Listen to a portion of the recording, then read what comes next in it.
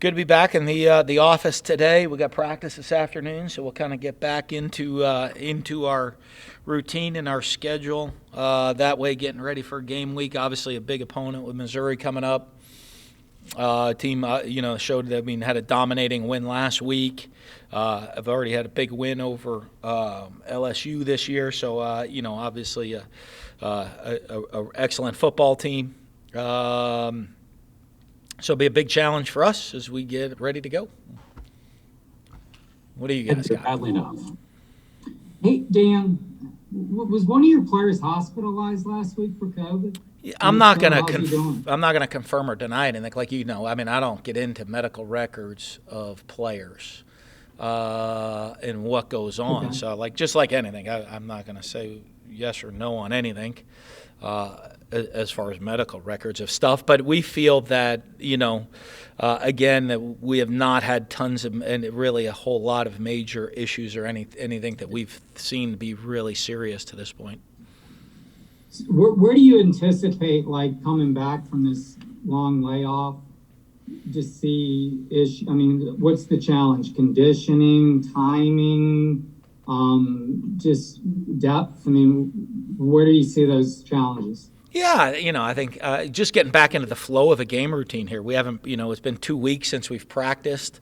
It'll be 3 weeks between games. That's kind of not a kind of a normal deal. Usually when you have that break, you have you're playing a bowl game, but you have a very different set schedule and different organization and different planning. So, for us, just getting our guys back into the regular game week routine, and we'll try to do that today. Thanks, Dan. Pat. Yeah, Dan, does it almost feel like you're restarting the season in terms of almost like it's a new opening day? Because now it's 7 straight Saturdays, hopefully. Yeah, not really, because we've played some games already, so we're kind of beyond that part of it. Basically this is right around where we're going to have a bye anyway. So, you're kind of treating it as coming off the bye week is kind of how I view it of, we're coming back from a bye week is where we're kind of playing it as. Mark Long. Hey, Dan, how are you feeling first off? And what was maybe the low point for you last week from a health standpoint? And then secondly, what are the exact protocols? I think Scott had mentioned that this was going to be not a full team return on day one. It was going to be a slow process. Can you just take us through what the protocols are for getting everybody back? Yeah, the one, thanks. I feel pretty good. Rested, for sure. For what we've done, I don't know, low point. I guess being isolated in your house, not being able to see your family, that's probably a low point. My symptoms were pretty minor, thankfully. Really didn't have much for me. So that deal. Protocol, well, we'll let everybody know who's available on Saturday like we've done throughout the year. That way, and so for us, kind of just the same protocol we left with, that we're doing. We're still trying to look at all the different ways of how it occurred. Which it occurred during the trip, during playing a road game, and which always, we knew that coming into the season was going to be one of your biggest challenges. Of how you manage all that. So we'll look at that for, fortunately for us. We got a couple of home games. We have two road games really left this season. Traditional road games. And so, we have some time to make sure we try to organize some things and look at some different options for that moving forward. But our protocol for the home game will be pretty consistent with what it's been. But you anticipate having enough players to practice today, or whenever you? Oh yeah, we'll figure it out, right? We should have. What I think you need 53 is what they say. The league says if you have 53, you got to play. I'm sure we'll have 53 guys be able to play. Robbie. Yeah, Coach, your offense is in a really nice rhythm there in the first 3 games of the year. Do you kind of worry about getting that back during a long layoff? And we got some veteran players, so for those guys, just picking it back up and getting going, and fortunately, when you have some older veteran guys, it helps. I think just getting that going, but we'll see. We're playing an excellent defense, so I mean, everybody, you saw that. I think Kentucky only ran 36 plays in the game. I mean, just you're playing a really one of the top defenses in the league, so. That'll be probably more of a challenge than anything else of the quality of the defense that we're playing. Matt Baker. Hey, Dan, how close to full strength are you going to be when you start practice today? We'll see. I don't know. I'm not going to get into any of the specifics of that stuff. Yeah, okay. And when was the last positive test you had in the program? Do you know? Yep. Saturday. Thank you. Graham. Hey, Coach, I was a little bit changing subject. I was wondering if you knew how many of your players right now are registered to vote, and if next Tuesday the program will be doing any changes to the schedule to ensure that players have an opportunity to go vote. Well, we have early voting in Florida, and so unfortunately, the NCAA put in that rule of during a game week, you can't practice on that day. So we did have a lot of things planned within our team, but now we can't do any team activity that day. So unfortunately, no. But we did a voter registration, so everybody on our team's registered to vote. And then it's very unfortunate the NCAA kind of decided to implement that rule. I think it makes it a lot harder for the guys to vote by not practicing that day. Appreciate it. Yeah. Buddy.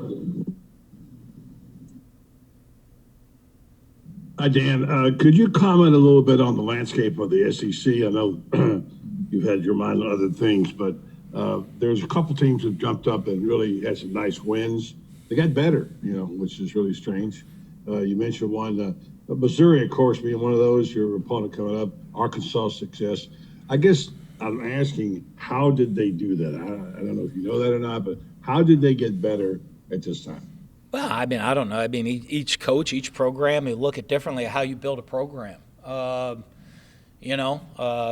Missouri's been a pretty solid program. Had some ups and downs, but they've been pretty solid for quite a while. I know Arkansas has gone through a downswing, got a new coaching staff, bringing some excitement, bringing some energy. They brought in a new quarterback that has won a lot of games and knows how to win. So I think when you look at that, that certainly has helped them. I think in this league there's a lot of talent in the league, and one of the things that makes the Southeastern Conference maybe different than a lot of other leagues is you have I mean, pretty much every team expects to compete for win a championship in the league. I mean, I don't know. I spent 9 years at Mississippi State, and a lot of people told me we weren't supposed to win, and we did, and so. I think you just look at the programs that have been built, the quality of coaches, the quality of players, and, very similar maybe to the NFL that is probably the closest thing to that. I mean, certainly if you look at the number of players that come out of the league to go to the NFL, the quality of and depth in the league is that way, so that every week, if you don't bring your A game, you're not going to win. And I think that's really been the landscape of the league to me for quite a long time right now is that it's you can't really just roll the ball out there and expect to win week in and week out. You got to be, no matter who you are, you got to bring your A game if you want the opportunity to win. And one more, Dan. Tomorrow night on ESPN, there's a former Florida Gator being saluted, Carlos Alvarez, who had a bit of an impact on this program. I know you met him, you know him. Could you speak about him for a minute in terms of what you know about him? A lot of people didn't see him play, obviously. What do you know about him? What do you think of him? What's his legacy at Florida? Well, I mean, obviously, has a great legacy, been around the program. I know has a lot of pride in the program. I never got to watch him play. I think that was before my time. So never really got to see him play much, but I know has always been a great ambassador for the university. Thank you. Goldie. Yeah, Dan, you kind of went into, I guess, this shutdown, anticipating maybe making some changes on defense. How does the 2 weeks off maybe throw wrinkles into that, or does it change anything that you wanted to do? No, we're going to keep looking at different things. I mean, obviously, I guess gave you time to really kind of research it, spend some time on it, and find ways to make sure our best 11 guys are out there on the field at all times. Make sure we're putting guys in the best position to be successful, to go play. So, I think it gives you just that opportunity to kind of look at the roster, look where everybody is, look what we're doing, and making sure we got the guys in the right position and doing the right things. What's the biggest thing you need to see out of the guys on that side of the ball at this point? I just want to see consistency of play. To me, I think that is a big part to it, is watching our consistent effort, consistent performance on the field, our physicality. I think, as I said, I saw some positive. I saw us doing things better from 1 week to the next over the first 3 weeks, of getting back to being kind of normal defensively. I think slowing down, we want to see how guys react today at practice, but to make sure we're kind of taking care of and doing all the little things the right way, the effort to the ball, the technique fundamentals, make sure we're fitting our gap, and that, as a coaching staff, like I said, that we've put the guys in the right positions to make plays. That, it's one thing to say, okay, you draw up a play and this is what we need done. If the guy that you're asking to do it, if that's like a really not a, if you're asking too much of somebody, that's not good defense. Or, you're asking the guy, hey, it draws up great on paper, but, the guys that you're asking to do have to be able to do what we're asking them to do as well. Demetrius. Hey, Coach, could you just elaborate on why it would be more difficult for the players to vote if they have that day off on Tuesday? We had a big thing set for the whole team to do a team vote. So we had a big thing that we've had to cancel now because we were going to do a whole team vote deal and bring the whole team together to go do that. We're not allowed to do the organized team activities that day now. So. Okay, gotcha. Obviously, it was difficult to get much done during the quarantine, but how do you feel about how your players or what your players were able to accomplish during that time off? Guess I got some rest. But the Zoom meetings or? Yeah, we did some Zoom meetings. I appreciate it. Zach. Hey, Dan, obviously a lot of emotions for the players this week, coming back, resuming team activities. You guys obviously get back on the field. They get new uniforms this week. Just how much do you have to kind of hone in their focus and make sure kind of their mind's in the right place with everything going on? It's game week. You know what I mean? That just is what it is. You got to make sure we're doing that. So, for us, for the coaches, and we talked about it. We had a team meeting this morning, getting prep, getting mind back in. Just like I said, coming off a bye week, treating it as kind of coming off a bye week. And even though it's like a double bye, you're just still coming off the bye week to get back into the game routine, get back into the game schedule. And get ready to go. I don't get caught up in the, too much with all the different, the uniforms that we're wearing, and all of that stuff. Those are fun, cool little deals. But, the biggest focus for us is getting into our routine and getting ready to go play. For sure. And then obviously this has no bearing on this week's game, but 2 years ago, Kyle Trask kind of showed everyone for the first time what he was capable of against Mizzou. What did he show you in that game that he's obviously been able to show multiple times since then? I think, just his preparation. He constantly prepares, so he's ready to go when he gets his opportunity to get on the field. And, and he's done that throughout his whole career, so that when you put him out there, he's been prepared for his opportunity, and we expect the same. He kind of prepared when he wasn't a starter to be ready to go to get in the field, and when he got his opportunities, he showed that he was ready to do that. When he became the starter, did a great job of preparing for each game, each week. So that when Saturday comes, he's ready to go, hopefully, play at an extremely high level and give everything he has on the field. And, we talk about that. A lot of it comes into, we can control our effort and our preparation, and we can control our attitude, all the little things we can control. He does a great job of controlling what he can control, so he's prepared to go play Saturday. Thanks, Dan. Nick. Hey, Coach.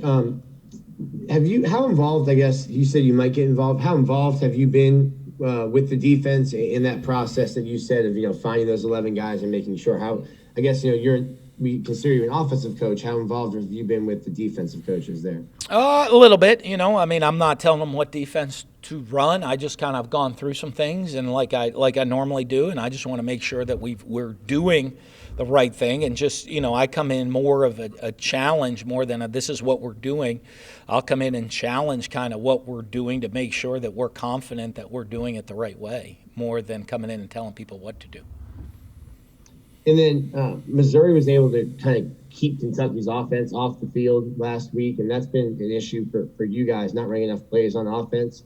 Have you guys identified maybe ways to be more disruptive in the pass rush or create more turnovers?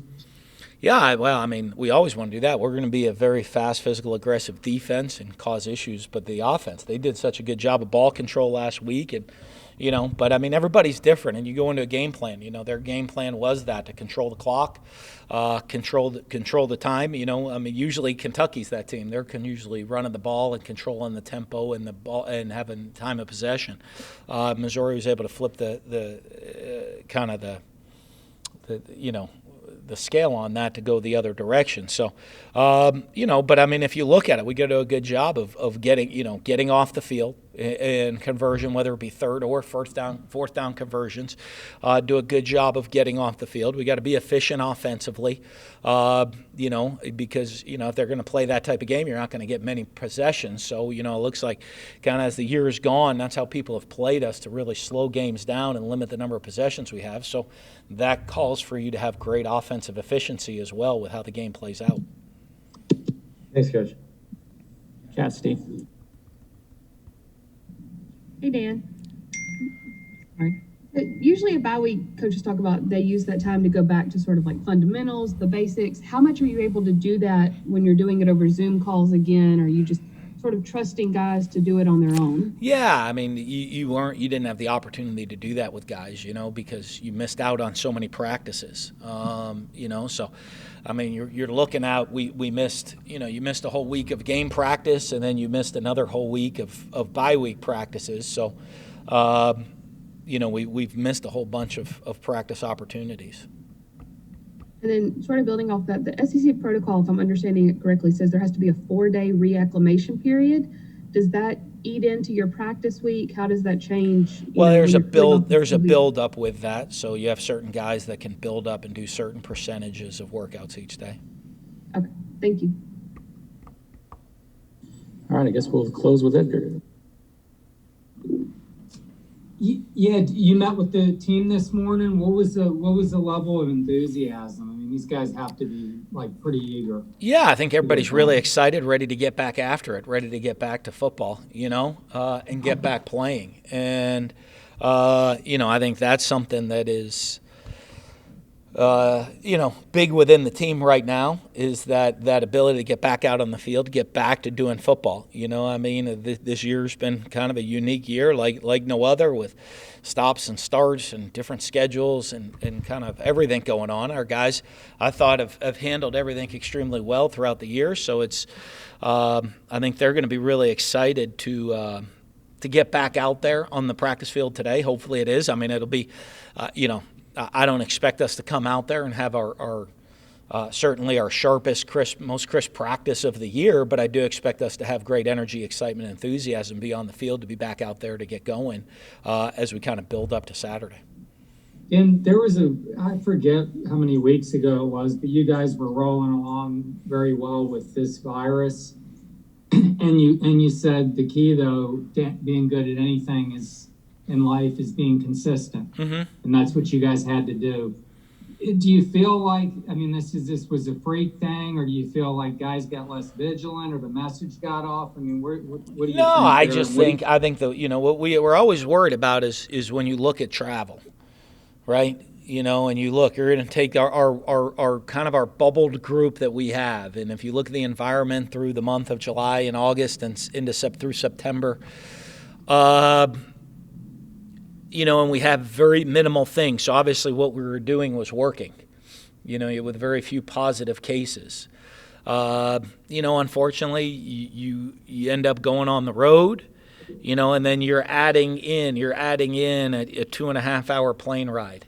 Okay, you're adding in bus trips to and from a hotel. You're adding in pregame meals, and usually the hotels are not quite as big in the spacing as it is at home. So you're in a tighter meal environment. You're adding in a visiting locker room. I don't know if you've been to many. It's not like the NFL where they have the standards, right, of the home and visitors locker room. A lot of time, the visitor locker room, when you're in there, it's about a quarter of the size. So basically, when you travel right now, you're going to put your team, there is no social distancing. You're putting the same number of people in 25% of the space. When you're in there on the road. And so we always knew that travel was going to be a concern and an issue for us. And, we were trying to evaluate, and, we got through game one without an issue.